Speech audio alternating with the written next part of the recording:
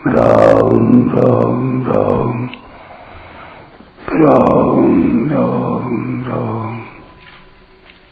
राम राम राम नारायण नारायण। उपर्युक्त दोनों ही प्रकार साधकों के लिए है। जिस साधक का पदार्थों को लेकर संसार में आकर्षण है, उसको ये सब कुछ नहीं है, केवल परमात्मा ही है, इस प्रणाली को अपनाना चाहिए। जिस साधक का पदार्थों को लेकर संसार में किंचित मात्र भी आकर्षण नहीं है और जो केवल भगवान के स्मरण, चिंतन, जप, कीर्तन आदि में लगा रहता है, उसको संसार रूप से सब कुछ भगवान ही है, इस प्रणाली को अपनाना चाहिए। वास्तव में देखा जाए तो दोनों प्रणालियां तत्व से एक ही है। इन दोनों में फर्क इतना ही है कि जैसे सोने में गहने और गहनों के नाम, रूप, आकृति आदि अलग अलग होते हुए भी सब कुछ सोना ही सोना है, जानना है। जहां पर संसार का अभाव करके परमात्मा को तत्व से जानना है, वहां विवेक की प्रधानता है, और जहां संसार को भगवत स्वरूप माना है, वहां भाव की प्रधानता है। निर्गुण उपासकों के लिए विवेक की प्रधानता होती है और सगुण उपासकों में भाव की प्रधानता होती है। संसार का अभाव करके परमात्म तत्व को जानना भी तत्व से जानना है, और संसार को भगवत स्वरूप मानना भी तत्व से जानना है। कारण कि वास्तव में तत्व एक ही है। फर्क इतना ही है कि ज्ञान मार्ग में जानने की प्रधानता रहती है और भक्ति मार्ग में मानने की प्रधानता रहती है। इसलिए भगवान ने ज्ञान मार्ग में मानने को भी जानने के अर्थ में लिया है। इति मत्वा न सज्जते 3:28, और भक्ति मार्ग में जानने को भी मानने के अर्थ में लिया है। 5वें अध्याय का 29वां, 9वें अध्याय का 13वां, 10वें अध्याय का 3रा, 7वां, 24वां, 27वां और 41वां। इसमें एक खास बात समझने की है कि परमात्मा को जानना और मानना दोनों ही ज्ञान है, तथा संसार को सत्ता देकर संसार को जानना और मानना दोनों ही अज्ञान है। संसार को तत्व से जानने पर संसार की स्वतंत्र सत्ता का अभाव हो जाता है, और परमात्मा को तत्व से जानने पर परमात्मा का अनुभव हो जाता है। ऐसे ही संसार भगवत स्वरूप है, ऐसा दृढ़ता से मानने पर संसार की स्वतंत्र सत्ता का अभाव हो जाता है, और फिर संसार रूप से न दिखकर भगवत स्वरूप दिखने लग जाता है। तात्पर्य है कि परमात्म तत्व का अनुभव होने पर जानना और मानना दोनों एक हो जाते हैं। इति ज्ञानवान माम प्रपद्यते, जो प्रतिक्षण बदलने वाले संसार की सत्ता को मानते हैं वे अज्ञानी हैं, मूढ़ हैं, परंतु जिनकी दृष्टि कभी न बदलने वाले भगवत तत्व की तरफ रहती है वे ज्ञानवान है, असम्मूढ़ है। ज्ञानवान कहने का तात्पर्य है कि वह तत्व से समझता है कि सब जगह है, सब में और सबके रूप में वस्तुतः एक भगवान ही है। ऐसे ज्ञानवान को ही आगे 15वें अध्याय के 19वें श्लोक में सर्वविद कहा गया है। ज्ञानवान की शरणागति अर्थार्थी, आर्त और जिज्ञासु भक्तों की तरह नहीं होती है। भगवान ने ज्ञानी को अपनी आत्मा बताया है। ज्ञानी त्वात्मैव मे मतम 7:18। जब ज्ञानी भगवान की आत्मा हुआ तो ज्ञानी की आत्मा भगवान हुई। अतः एक भगवत तत्व के सिवाय दूसरी सत्ता ही नहीं रही। इसलिए ज्ञानी की शरणागति उन तीनों भक्तों से विलक्षण होती है। उसके अनुभव में एक भगवत तत्व के सिवाय कोई दूसरी सत्ता होती नहीं। यही उसकी शरणागति है। भगवान की दृष्टि में अपने सिवाय कोई अन्य तत्व है नहीं। मयि सर्वमिदं प्रोतम सूत्रे मणिगणा इव, 7 का 7। जैसे सूत की माला में मणियों की तरह सूत की गांठ लगा दी तो माला में सूत के सिवाय अन्य क्या रहा? केवल सूत ही सूत रहा। हाँ, दिखने में गांठें अलग दिखती हैं और धागा अलग दिखता है, परंतु तत्व से एक ही चीज है, सूत ही सूत है। ऐसे ही परमात्मा संसार में व्यापक दिखते हैं, परंतु तत्व से परमात्मा और संसार एक ही हैं। उनमें व्यापी व्यापक का भाव नहीं है। अतः सब कुछ एक वासुदेव ही है। ऐसा जिसको अनुभव होता है वह भी भगवत स्वरूप ही हुआ। भगवत स्वरूप हो जाना ही उसकी शरणागति है। स महात्मा सुदुर्लभ है। बहुत से मनुष्य तो हमें परमात्मा की प्राप्ति करनी है इस तरफ दृष्टि ही नहीं डालते और ऐसा चाहते भी नहीं।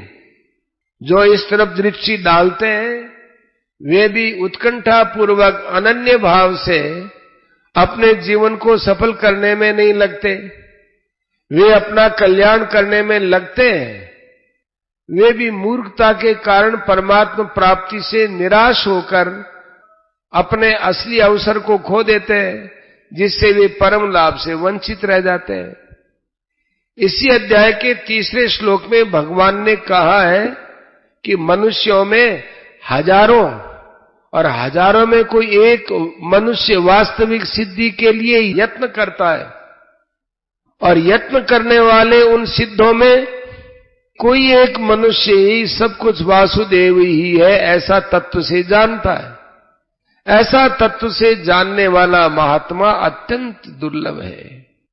इसका तात्पर्य यह नहीं है कि परमात्मा दुर्लभ है, प्रत्युत सच्चे हृदय से परमात्मा की प्राप्ति के लिए लगने वाले दुर्लभ है।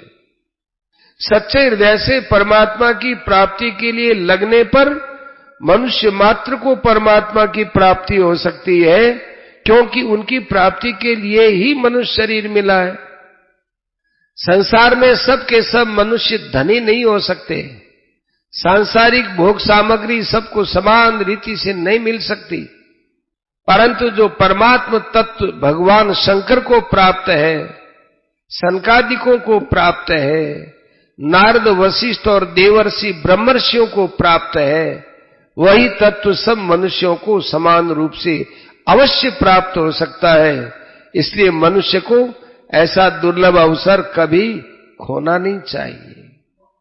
भगवान की यह एक अलौकिक विलक्षणता है कि वे भूखों के लिए अन्न रूप से, प्यासे के लिए जल रूप से और विषयी के लिए शब्द, स्पर्श, रूप, रस और गंध रूप से बनकर आते हैं।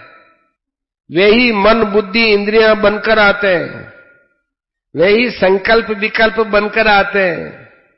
वे ही व्यक्ति बनकर आते हैं, परंतु साथ ही साथ दुख रूप से आकर मनुष्य को चेताते भी हैं कि अगर तुम इन वस्तुओं को भोग्य मानकर इनके भोक्ता बनोगे तो इसके फलस्वरूप तुमको दुख ही दुख भोगना पड़ेगा। इसलिए मनुष्य को शर्म आनी चाहिए कि मैं भगवान को भोग सामग्री बना रहा हूं। मेरे सुख के लिए भगवान को सुख की सामग्री बनना पड़ता है। भगवान कितने दयालु है कि यह प्राणी जो चाहता है भगवान वैसे ही बन जाते हैं। देखने, सुनने और समझने में जो कुछ आ रहा है और जो मन, बुद्धि, इंद्रियों का विषय नहीं है वह सब भगवान ही है और भगवान का ही है, ऐसा मान ले, वास्तविकता से अनुभव कर ले तो मनुष्य विलक्षण हो जाता है। स महात्मा सुदुर्लभ है। एक बैरागी बाबा थे, वे गणेश जी का पूजन किया करते थे। उनके पास सोने की बनी हुई एक गणेश जी की और एक चूहे की मूर्ति थी। वे दोनों मूर्तियां तोल में बराबर थी।